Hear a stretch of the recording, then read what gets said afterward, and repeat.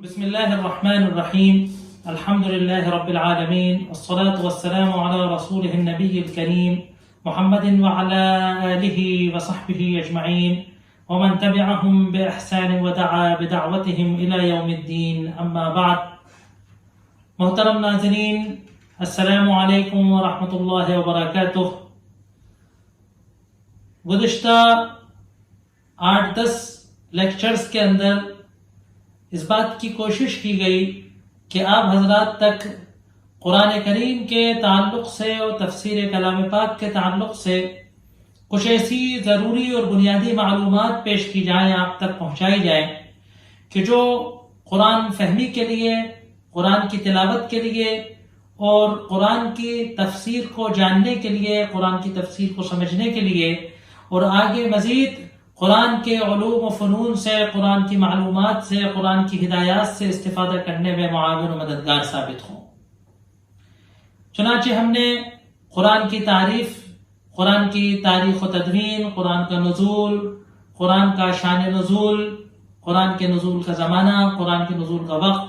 صورتوں، آیات، صورتوں اور دیگر تقسیمات قرآن کی جو تھی ان کے بارے میں کچھ تفصیلات جانی. قرآن کے جمع اور تدوین کے تعلق سے ہم نے کچھ جانا، قرآن کے اعجاز کے تعلق سے ہم نے کچھ جانا، اور گزشتہ جو آخری نشست تھی، آخری لیکچر تھا اس سلسلے کا،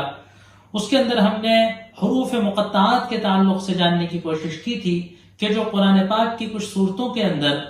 آغاز میں حروف آتے ہیں، الف لام میم یا دیگر جو حروف آتے ہیں، ان کا کیا معنی ہے. یقیناً یہ علوم اور یہ معلومات یہ لائبریریز کے اندر، کتب خانوں کے اندر علوم القرآن کے نام سے، ہے نا، تفسیر، اصول تفسیر کے نام سے، قرآن کی بنیادی معلومات کے نام سے یہ کتابوں کی کتابیں موجود ہیں. بہت تفصیلات تھیں جن کو بہت اختصار کے ساتھ، بہت مختصر انداز سے آپ کے سامنے رکھنے کی کوشش کی گئی. اب انشاءاللہ کوشش کی جائے گی اس بات کی کہ قرآن پاک کی تفسیر کا آغاز کیا جائے. اس سے پہلے کہ قرآن پاک کی تفسیر شروع کی جائے، ضروری سمجھا گیا کہ یہاں اعوذ باللہ من الشیطان الرجیم، جس کو تعوذ کہا جاتا ہے، اور بسم اللہ الرحمن الرحیم، کہ جس کو تفسیر کی زبان میں بسملہ کہا جاتا ہے، تعوذ اور بسملہ پر کچھ گفتگو کی جائے. آپ نے دیکھا ہوگا کہ جب بھی کبھی کوئی قاری قرآن پڑھتا ہے، جب بھی کہیں قرآن کا آغاز کیا جاتا ہے تو اعوذ باللہ من الشیطان الرجیم، بسم اللہ الرحمن الرحیم کے ساتھ قرآن کا آغاز کیا جاتا ہے. اللہ تبارک و تعالیٰ نے اپنی کتاب میں حکم دیا سورہ نحل کے اندر کہ اذا قرأت القرآن فاستعذ باللہ من الشیطان الرجیم، کہ جب کبھی تم قرآن پڑھو، اذا قرأت القرآن، جب کبھی تم قرآن پڑھو، فاستعذ باللہ من الشیطان الرجیم، تو پناہ مانگو اللہ سے شیطان رجیم سے. ہم میں سے ہر ایک قرآن کی تلاوت سے پہلے تعوذ اور بسملہ پڑھتا ہے، لیکن ضروری بات یہ ہے، اہمیت اس بات کی ہے کہ ہمیں یہ مفہوم و معلوم ہونا چاہیے کہ جب ہم اپنی زبان سے اعوذ باللہ من الشیطان الرجیم ادا کرتے ہیں، اس کا مطلب کیا ہے. اور اللہ تبارک و تعالیٰ نے قرآن کی تلاوت سے پہلے، قرآن کے آغاز کرنے سے پہلے ہم کو اس دعا کو پڑھنے کو، اس جملے کو پڑھنے کو، اپنی زبان سے ان کلمات کو ادا کرنے کا حکم کیوں دیا ہے. جب ہمیں اس کا مفہوم معلوم ہوگا تو ہمیں اس کا فائدہ بھی ہوگا. مختلف اوراد اور اذکار، مختلف اوقات سے اور افعال سے اور اعمال سے متعلق جو دعائیں ہیں، جو اذکار ہیں، ان تمام دعاؤں اور ذکر میں یہ بات قدر مشترک ہے کہ اس کا انسان کی روح پر، انسان کے نفس پر، انسان کی سوچ پر، انسان کی فکر پر، اسی انسان کے قلب پر اسی وقت اثر ہوتا ہے کہ جس وقت وہ اس کے معانی کو جان کر پڑھ رہا ہو. یہی قرآن کی بات ہے کہ جو قرآن کی تلاوت معانی کو جانتے ہوئے کرتا ہے، اس پر قرآن کا اثر، اس پر قرآن کا انفعال اس سے کہیں زیادہ ہوتا ہے کہ جس پر صرف عقیدت کی وجہ سے، اللہ کے کلام کی محبت کی وجہ سے، اللہ کے کلام کی عظمت اور احترام کی وجہ سے، اس سے جذباتی رشتے اور تعلق کی وجہ سے جو دل پر اور قلب پر ایک اثر ہوتا ہے، آنکھیں اشکبار ہو جاتی ہیں، دل نرم ہو جاتا ہے. الا بذکر اللہ تلین القلوب، کہ بے شک اللہ کے ذکر سے دل نرم ہوتے ہیں. تو وہ اس کی ایک روحانی کیفیت ہے کہ معانی کو جانے بغیر بھی، معانی کو سمجھے بغیر بھی اس کا دل پر کوئی نہ کوئی اثر ضرور ہوتا ہے. لیکن وہ اثر کہ جس سے ہماری روح پر فائدہ ہو، جس سے ہماری سوچ، ہماری فکر، ہمارا طرز حیات، ہمارا طرز زندگی، ہمارا اشیاء کو دیکھنے کی، چیزوں کو دیکھنے کی نگاہ چینج ہونے والا جو اثر ہے، وہ اسی وقت ہوگا کہ جب ہمیں اس کے معانی کا استحضار ہو، جبکہ ہمیں اس کے معانی معلوم ہو. اکثر اس کی ایک مثال دی جاتی ہے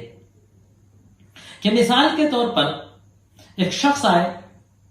اور وہ آپ کو جو ہے چائنی زبان کے اندر، کورین زبان کے اندر برا بھلا کہنا شروع کر دے، آپ کو گالیاں دینا شروع کر دے. آپ کو کوئی فرق نہیں پڑے، چاہے وہ آپ کو گالیاں دے یا وہ آپ کی تعریف کرے، بات برابر ہے. لیکن وہ زبان کی جو آپ سمجھتے ہیں، اس میں اگر کوئی آ کے آپ کو برا بھلا کہے گا تو آپ کو برا لگے گا، آپ کے چہرے کا رنگ بدلنا شروع ہو جائے گا. تو یقیناً الفاظ کا اثر انسان پر ہوتا ہے. میں آپ کو برا بھلا کہوں گا، آپ کا منہ اتر جائے گا، آپ کا منہ سرخ ہو جائے گا، تھوڑی دیر بعد آپ کو غصہ آنے لگے گا، آپ کے رگیں پھولنا شروع ہو جائیں گی، آپ کی آنکھیں سرخ ہو جائیں گی. لیکن کب؟ اس وقت جب آپ اس کا مطلب سمجھ رہے ہیں. اگر میں آپ کو چائنی زبان میں، جاپانی زبان میں برا بھلا کہوں، آپ مسکراتے رہو. معلوم اگر میں نے آپ کو جو ہے بہت مطلب یہ کہ غصے کے منہ کے ساتھ آپ کی تعریف کی تو آپ ڈر جاؤ، اور میں نے اگر مسکرا کر آپ کو گالیاں دی تو آپ کو ویلکم کر، خوش کر کے آئیے کرنے لگو، ہے نا. تو معانی کا استحضار جو ہے وہی انسان کو، تاثر جو انسان پر آتا ہے وہ معانی کے استحضار سے آتا ہے نا. تو جیسے جتنی ادعیاء ہیں، سونے کی دعا، سونے کے بعد اٹھنے کی دعا، کھانے کی دعا، کھانا کھانے سے پہلے کی دعا، کھانا کھانے کے بعد کی دعا،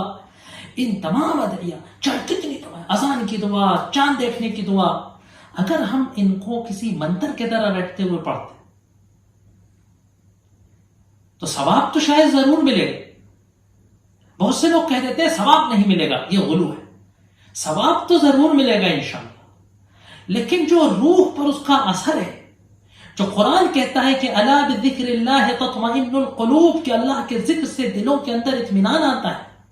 دلوں کے اندر قوت آتی ہے، دلوں کے اندر ایک اعتبار آتا ہے، دلوں کے اندر عظمت پڑتی ہے. تو یقیناً وہ اذکار کے، اوراد کے معانی کو سمجھتے ہوئے پڑھنے سے. تو قرآن نے ہمیں حکم دیا کہ اذا قرأت القرآن فاستعذ باللہ من الشیطان الرجیم، کہ جب قرآن پڑھو تو استعاذہ کرو، پناہ مانگو من الشیطان الرجیم. اب دیکھیں جو آیت ہے، جو حکم ہمیں دیا گیا ہے، اس کی تعمیل میں ہم پڑھتے ہیں قرآن کی تلاوت سے پہلے کہ اعوذ باللہ من الشیطان الرجیم، کہ اعوذ باللہ، کہ میں پناہ مانگتا ہوں، میں شیٹل مانگتا ہوں، میں پناہ مانگتا ہوں. کس سے پناہ مانگتا ہوں؟ اللہ سے پناہ مانگتا ہوں. اور کس چیز کی پناہ مانگتا ہوں، کس چیز سے حفاظت طلب کرتا ہوں اللہ سے؟ کہ شیطان رجیم سے پناہ مانگتا ہوں، کہ اللہ اس شیطان رجیم سے میری حفاظت فرمائے. تو جو آیت اللہ نے حکم دیا کہ اذا قرأت القرآن فاستعذ باللہ من الشیطان الرجیم، اب یہ حکم بڑا عجیب حکم تھا، اس کو سمجھنے کی ضرورت ہے کہ ہم سے اللہ سے پناہ مانگنے کو کب کہا جا رہا ہے؟ کہ جس وقت ہم قرأت القرآن، جس وقت ہم قرآن پڑھیں. اب بعض حضرات نے کہا کہ قرأت القرآن کا مطلب یہ کہ جب تم قرآن پڑھ چکو تو پھر اعوذ باللہ من الشیطان الرجیم کہو. ایک قول یہ بھی ہے، لیکن جو زیادہ معروف و مشہور قول ہے، جو سنت کے طریقے سے اور روایات میں معتبر اور منقول ہے، کہ آپ صلی اللہ علیہ وآلہ وسلم تلاوت سے پہلے تعوذ کیا کرتے تھے، صحابہ کرام رضوان اللہ علیہم اجمعین کیا کرتے تھے، اور تواتر سے امت میں عمل کے ذریعے یہ تعوذ تلاوت سے پہلے منقول ہے. تو کیونکہ عربی کا طریقہ ہے کہ اذا قرأت القرآن، جب قرآن پڑھو، یعنی جب قرآن پڑھنے کا ارادہ کرو تو آغاز میں تعوذ پڑھو. تو بعض حضرات نے لفظ کو پکڑا اور کہا کہ بعد میں تعوذ ہونا چاہیے، لیکن عمل سے یہ ثابت ہے کہ تعوذ پہلے کیا جائے. تو کہا کہ اذا قرأت القرآن، جب قرآن پڑھو. اب دیکھیں بڑی سمجھنے کی بات کیا ہے. قرآن پڑھنا تو سب سے افضل عمل. قرآن تو خود شیطان سے بچاتا ہے، شیطان سے تحفظ کرتا ہے. بڑی معنی خیز بات ہے کہ قرآن پڑھتے وقت ہمیں تحفظ کرنے کو کیوں کہا جا رہا ہے. بڑی معنی خیز بات ہے کہ قرآن پڑھتے وقت ہمیں تحفظ کو کیوں کہا جا رہا ہے. قرآن نے ایک جگہ کہا یضل بہ کثیرا ویہدی بہ کثیر، کہ یہ قرآن ایک ایسی کتاب ہے کہ بہت سوں کو اس کے ذریعے گمراہی دی گئی اور بہت سوں کو اس کے ذریعے ہدایت دی گئی. ابو جہل نے بھی یہ قرآن سنا، ابو لہب نے بھی قرآن سنا، ولید نے اور مغیرہ نے اور عتبہ نے اور شیبہ نے اور فلاں نے اور فلاں نے اور فلاں نے اور فلاں نے قرآن سنا، لیکن اس قرآن کے سننے نے ان کو ہدایت نہیں پہنچا، بلکہ انہوں نے اس قرآن کے ساتھ بدسلوکی کی، اس قرآن کی بے حرمتی کی، اس قرآن سے ان کا انکار کیا، اس قرآن سے کفر کیا، اس قرآن کی دعوت کے سامنے چٹان بن کر، دیوار بن کر کھڑے ہو گئے، اس قرآن کی دعوت کے دشمن بن گئے. تو شیطان نے ان کو گمراہ کر دیا. جس وقت انسان کوئی نیک عمل کرتا ہے، جس وقت انسان تلاوت کر رہا ہوتا ہے، جس وقت انسان تفسیر پڑھ رہا ہوتا ہے، جس وقت انسان تفسیر کے کسی حلقے میں بیٹھ رہا ہوتا ہے، جس وقت انسان دین کا کوئی کام کر رہا ہوتا ہے، نماز پڑھنے کی نیت کر رہا ہوتا ہے، جس وقت انسان کوئی دینی معلومات کا مطالعہ کرنے کی کوشش کر رہا ہوتا ہے، جب کبھی کوئی نیک عمل کر رہا ہوتا ہے تو شیطان اپنی حد درجہ ممکن کوشش کرتا ہے اس بات کی کہ وہ اس کو اس خیر کے کام سے باز رکھے. اور کیونکہ قرآن خیر کا سرچشمہ ہے، قرآن ہدایت کی بنیاد ہے، قرآن پڑھنے والے نے اگر قرآن کو عبرت کی نگاہ سے پڑھ لیا اور اپنے دل کی جذبات سے اس کو محسوس کر لیا اور اپنی فکر سے اگر اس کو، اپنی فکر کو اگر اس کے علم سے جلا دے دی، تو یقیناً پھر یہ انسان شیطان کے منصوبے کی سب سے بڑا روڑا بن جائے. وہ شیطان کی چالوں کو سمجھنے لگے گا، وہ شیطان کی سازشوں کو سمجھنے لگے گا،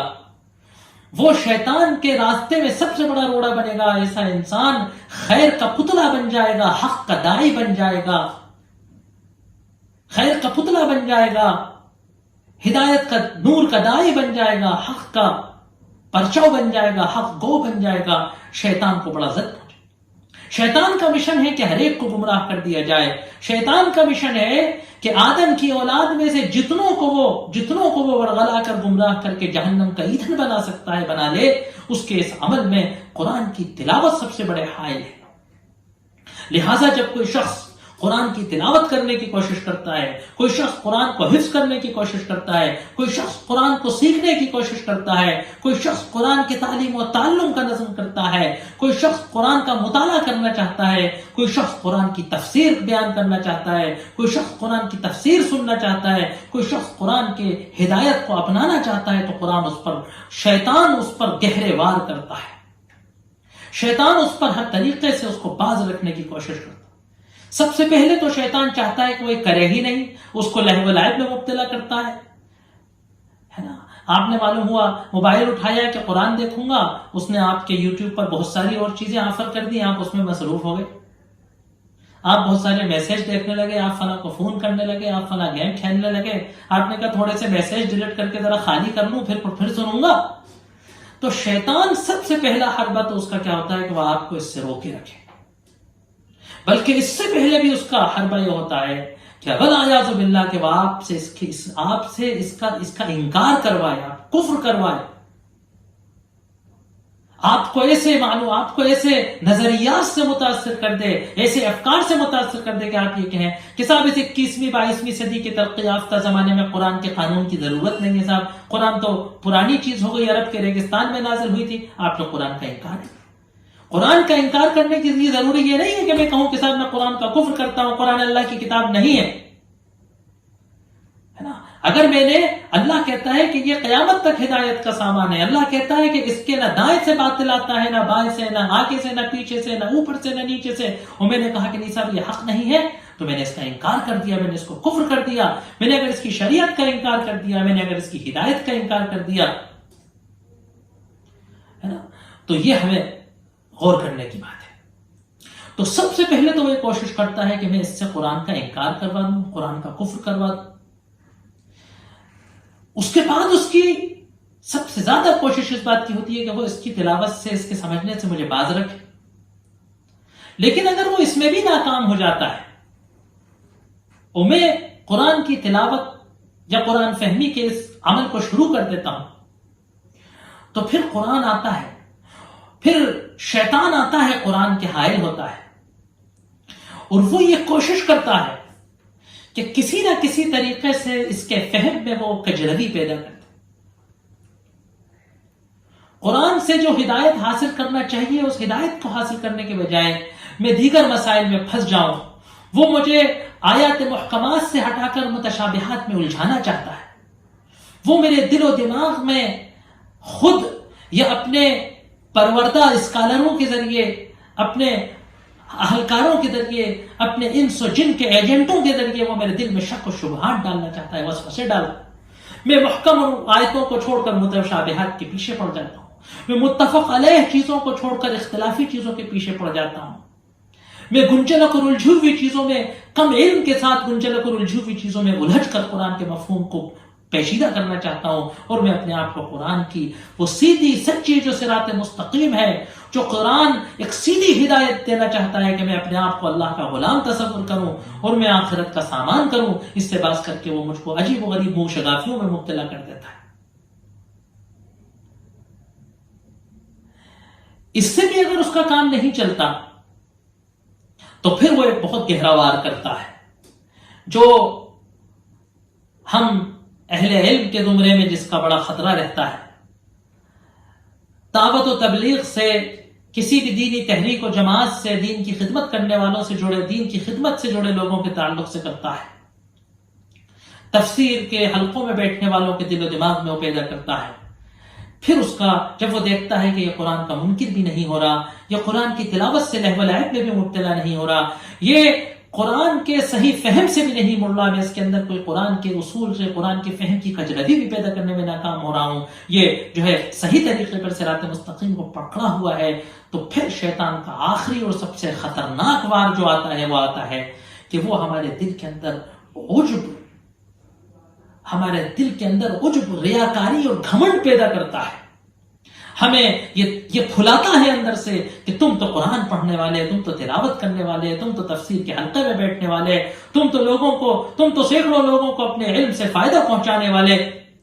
اور اس طریقے سے آ کر وہ ہم کو پھلاتا ہے، ہم کو ریاکاری میں، ہم کے غرور میں، ہم کو گھمنڈ میں مبتلا کرتا ہے، اور ایک جاہل، ایک ناخواندہ کہ جس پر ہماری ذمہ داری تھی کہ ہم اس کو خواندہ کریں، ہماری ذمہ داری تھی کہ ہم اس کو علم سے آراستہ کریں، ہم اس کو حقارت کرتے ہیں، ہم اس کو جاہل کہہ دیتے ہیں، ہم اس کو نادان کہہ دیتے ہیں، ہم تھوڑا سا کچھ جان کر کوئی عمل کرتے ہیں تو کسی کو بدعتی کہہ دیتے ہیں، کسی کو خرافات میں مبتلا کہہ دیتے ہیں، کسی کو فلاں مسلک کا کہہ دیتے ہیں، کسی کو گمراہ کہہ دیتے ہیں، کسی کو ضال مضل کہہ دیتے ہیں، کسی کو ناخواندہ، کسی کو بے وقوف کہہ دیتے ہیں، کسی کو نافہم کہہ دیتے ہیں، کسی الگ الگ قسم کے ہم لوگوں کو نام دے دیتے ہیں، اور ہم خود کو سمجھتے ہیں کہ ہم بہت مبرہ ہیں، ہم یہ سمجھتے ہیں کہ ہم تو قرآن سے جڑے لوگ ہیں، ہم تو تلاوت کر رہے ہیں، ہم تو نیکیاں کما رہے ہیں، ہم تو یوں ہیں اور ہم تو یوں ہیں۔ یہاں شیطان ہمارا شکار کرنے میں شیطان کامیاب ہے۔ تو کہا کہ اعوذ باللہ من الشیطان الرجیم۔ تو پہلی چیز تو دیکھیے کہ جب نیک عمل کرا تو سب سے زیادہ شیطان کا خطرہ اس وقت ہے، سب سے زیادہ شیطان کا خطرہ اس وقت ہے کہ جس وقت ہم نیک عمل کر رہے ہیں۔ اب دیکھیے شیطان شراب خانوں میں نہیں ہوتا، شیطان تو شراب خانوں تک، قہوے خانوں تک، آوارگی کے اڈوں تک چھوڑ کر واپس آ جاتا ہے، وہاں تو بہت سارے اس کے کارندے موجود ہیں آپ کو گمراہ کرنے کے، پھر وہ واپس آ کر مسجدوں میں آتا ہے، مدرسوں میں آتا ہے، گھروں میں آتا ہے، نیک کام کرنے کی جگہوں پہ آتا ہے، متقی اور پرہیزگاروں کا تقوی توڑنے آتا ہے، سچوں سے جھوٹ بلوانے کی کوشش کرتا ہے، سخی سے بخل کروانے کی کوشش کرتا ہے، جری اور بہادر سے ظلم کرانے کی کوشش کرتا ہے نا؟ آپ جری ہیں، بہادر ہیں، تو چاہتا ہے کہ آپ اپنی اس جرات و بہادری سے کسی پر ظلم کر کے گناہ کا مرتکب ہو جائیں۔ آپ بڑے زبان گو ہیں، فصیح و بلیغ ہیں، تو وہ کوشش کرتا ہے کہ آپ سے باطل کی حق پر، آپ کی باطل ہے نا، حق کے بجائے آپ سے باطل کی پرستی کرا دے، آپ سے باطل کی تائید کرا دے، آپ سے جھوٹ بلوا دے، آپ سے غلط کا ساتھ دلوا دے، آپ سے مظلوم کے خلاف آپ کو کھڑا کر دے۔ مختلف حربے اختیار کرتا ہے وہ اس وقت کہ جب ہمارے اندر کوئی صلاحیت ہوتی ہے، جب ہمارے اندر کوئی خوبی ہوتی ہے، جب ہم کوئی نیک عمل کر رہے ہوتے ہیں، جب ہم کسی نیک عمل سے جڑے ہوتے ہیں، ہے نا، تو قرآن کی تلاوت سے بڑا کوئی نیک عمل نہیں، اور قرآن کی تلاوت سے بڑا کوئی ثواب کا عمل نہیں۔ تو شیطان کے وار ہم پر اس وقت تیز ہوتے ہیں جس وقت ہم کوئی نیک عمل۔ اب دوسری بات جو تھی یہاں دیکھیے غور کرنے کی، کہ جب خطرہ ہم پر ہے کس وقت، کہ اس وقت جب ہم تلاوت کرنے بیٹھ رہے ہیں، اور خطرہ یہ ہے کہ کہیں ہم قرآن کی حق تلفی نہ کرتے ہیں، قرآن سے ہدایت کے بجائے ہم قرآن پڑھ کر گمراہی کا یا تعجب کا یا غرور کا یا گھمنڈ کا ہم اپنی قبر خود نہ کھود لیں۔ تو تحفظ کس سے کرنا ہے؟ قرآن کہے فاستعذ باللہ، پناہ اس ذات ہستی سے مانی جائے گی کہ جس کو پناہ دینے کی جس میں صلاحیت ہو، ہے نا۔ اور ایسی ہستی وجود میں صرف ایک ہی اللہ تبارک و تعالیٰ کی کہ جس سے پناہ مانگی جائے تو وہ پناہ دیتا ہے۔ اور جس بڑی سے بڑی طاقت کا خوف اگر ہے، اور اللہ سے اگر پناہ مانگیں گے تو اللہ ساری طاقتوں سے بڑی طاقت ہے، اللہ بڑے سے بڑا ہے، طاقتور سے بڑا طاقتور ہے نا۔ تو شیطان چاہے اپنی طاقتوں میں، اپنی عیاریوں میں، اپنی چالاکیوں میں کتنا ہی قوی کیوں نہ ہو، لیکن اللہ کی کبریائی کے سامنے وہ ذرے کے برابر بھی نہیں۔ تو تحفظ کس سے مانگنا ہے، پناہ کس سے مانگنی ہے؟ یہ قرآن ہمیں ادب سکھا رہا ہے۔ زندگی کے ہر مرحلے پہ پناہ اس ہستی سے مانگنی ہے جس میں پناہ دینے کی صلاحیت ہو، اور اللہ کے وجود کے علاوہ کائنات میں کوئی دوسرا ایسا وجود نہیں۔ اب پناہ کس سے مانگنی ہے؟ پناہ ہمیں اس دشمن حقیقی سے مانگنی ہے۔ وہ کبھی کبھی ہمارے سامنے نقلی دشمن کھڑے کر دیتا ہے تاکہ ہم اس سے غافل ہو جائیں۔ کبھی وہ ہمارے سامنے برادری کو لا کر کھڑا کر دیتا ہے، کبھی وہ ہمارے سامنے بھائی کو دشمن بنا دیتا ہے، کبھی وہ ہمارے سامنے چچا کو اور ماموں کو دشمن تصور کر دیتا ہے، کبھی وہ ہمارے سامنے پڑوسی کو دشمن بنا دیتا ہے۔ ہم ساری قوتیں اس سے لڑنے میں لگا دیتے ہیں، جبکہ ہمیں اپنی ساری صلاحیتوں کو، اپنی ساری طاقتوں کو، اپنی ساری ذہانتوں کو اس دشمن حقیقی سے لڑنے میں لگانا تھا کہ جس کا نام شیطان رجیم ہے۔ تو پناہ مانگنا۔ شیطان کہتے ہیں عربی کے اندر، یہ لفظ شیطنت سے بنا ہے۔ شیطنت ہے تمرد کو، سرکشی کو شیطنت کہتے ہیں۔ شیطان نے اللہ تبارک و تعالیٰ سے سرکشی کی اس جناب خدا میں کہ جہاں کسی ہستی کی یہ مجال نہیں، بڑے سے بڑے ملائکہ مقربین کی یہ مجال نہیں کہ اللہ کے کسی ایما پر اللہ کوئی حکم دے اور کوئی انکار کر دے، یہ تو بہت بڑی بات ہے۔ اللہ کے کسی ایما پہ ادنا سا اف کا تصور بھی جہاں کوئی نہیں کر سکتا، وہاں اس شیطان مردود نے اللہ کی حکم عدولی کی۔ اس سے بڑا طغیان، اس سے بڑی سرکشی، اس سے بڑا تمرد دنیا کے اندر تصور نہیں کیا جا سکتا۔ رجیم کہتے ہیں مردود کو، رجم کہتے ہیں سنسار کرنے کو رجم کہا جاتا ہے۔ رجیم کہتے ہیں کہ جس کو دھتکار کر کہیں سے نکال دیا گیا، اس شیطان سے کہ جو رجیم ہے، کہ جس کو دھتکارا گیا ہے، جس کو جنت سے اور آسمانوں سے نکال باہر کیا گیا ہے اس کی مردودی کی وجہ سے۔ اس نکالے جانے سے اشارہ کیا جا رہا ہے اس بد خلق کے، کائنات کی جب تخلیق ہوئی ہے، جب بنی آدم کو پیدا کیا گیا ہے، اور آدم کو سجدہ نہ کرنے کی پاداش میں، یا آدم کو سجدہ نہ کرنے کے حکم نہ ماننے کی پاداش میں آدم کی کوئی اتنی بڑی بات نہیں ہے کہ آدم کو شیطان سجدہ نہ کرے. اصل بات تھی کہ آدم کو سجدہ کرنے کا جو حکم اللہ نے دیا تھا، اس حکم عدولی کی پاداش میں شیطان کو تو جنت سے اور آسمان سے نکال دیا گیا، اور اس نکالے جانے کی وجہ آدم بنے. تو شیطان یہ قسم کھا کے آیا ہے، اللہ سے وعدہ کر کے آیا ہے کہ اس آدم کے جس کی وجہ سے آپ مجھ کو اس جنت سے نکال رہے ہیں، میں اس کی اولاد کو برباد کر دوں گا. میں اس کی اولاد کو جس گھر میں اس کو جس مقام پر رکھنے کے لیے آپ نے اس کو بنایا ہے جنت، میں اس کو اس میں رہنے کے لائق نہیں چھوڑوں.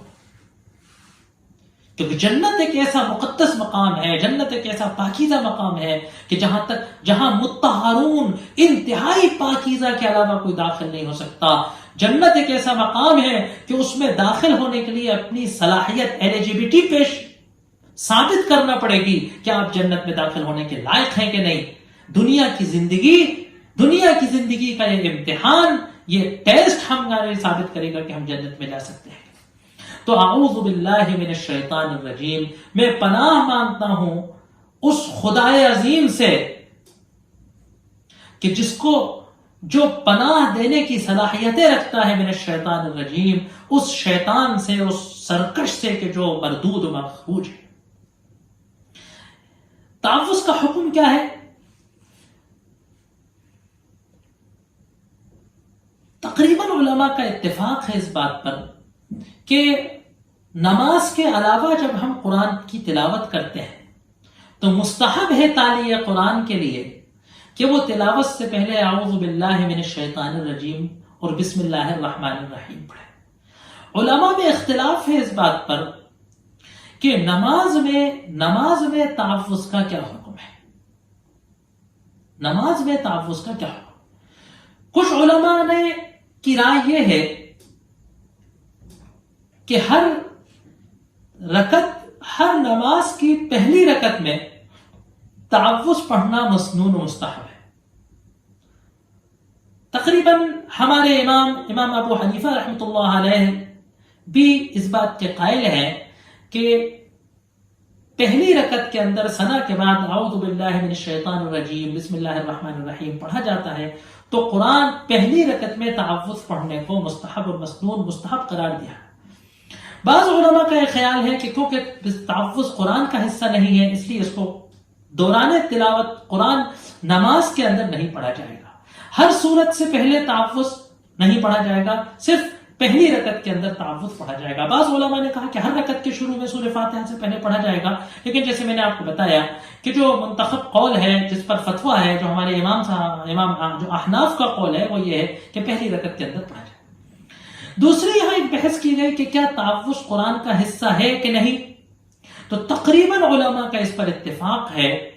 مفسرین کا، کہ تعوذ اعوذ باللہ من الشیطان الرجیم یہ قرآن کا حصہ نہیں ہے، بلکہ یہ جو قرآن نے حکم ہمیں دیا کہ اذا قرأت القرآن فاستعذ باللہ من الشیطان الرجیم، جب قرآن پڑھو تو اللہ سے پناہ مانگو، ہم اس حکم کی تعمیل میں یہ الفاظ پڑھتے ہیں. کیا یہی الفاظ پڑھنا ضروری ہے یا اس کے علاوہ بھی دیگر الفاظ پڑھے جا سکتے ہیں؟ بعض روایات میں کچھ اذکار کے ساتھ، کچھ اوراد کے ساتھ، کچھ آیات کے ساتھ اس کے علاوہ بھی الفاظ نقل ہوئے ہیں. لیکن جو بہتر قول ہے، جو راجح قول ہے، وہ یہ ہے کہ مستحب یہی ہے کہ انہی الفاظ کو پڑھا جائے. بعض روایتوں میں آتا ہے کہ میں نے اللہ کے رسول صلی اللہ علیہ وسلم کے سامنے اعوذ باللہ العلی العظیم کچھ اور الفاظ استعمال کیے تو آپ نے کہا کہ نہیں، اعوذ باللہ من الشیطان الرجیم ہکذا امرنا، اللہ نے ہمیں اس طریقے. اور یہ جو قرآن میں آیا ہے کہ اذا قرأت فاستعذ باللہ، ہے نا، اللہ سے پناہ مانگو، تو استعاذے کا جواب ہے اعوذ باللہ من الشیطان الرجیم. تو یہ جو قرآنی حکم کی تعمیل ہے، یہ قرآن کی نص کے زیادہ قریب ہے. تو یہ تعوذ کے تعلق سے انشاءاللہ گفتگو ہوئی ہے. اب اگلا جو مسئلہ ہے کہ بسم اللہ الرحمن الرحیم، جس کو بسملہ کہا جاتا ہے، کہ یہ بسم اللہ کا کیا حکم ہے، تو انشاءاللہ اس کے بارے میں گفتگو کرنے کی کوشش کی جائے گی. وآخر دعوانا ان الحمد للہ رب العالمین.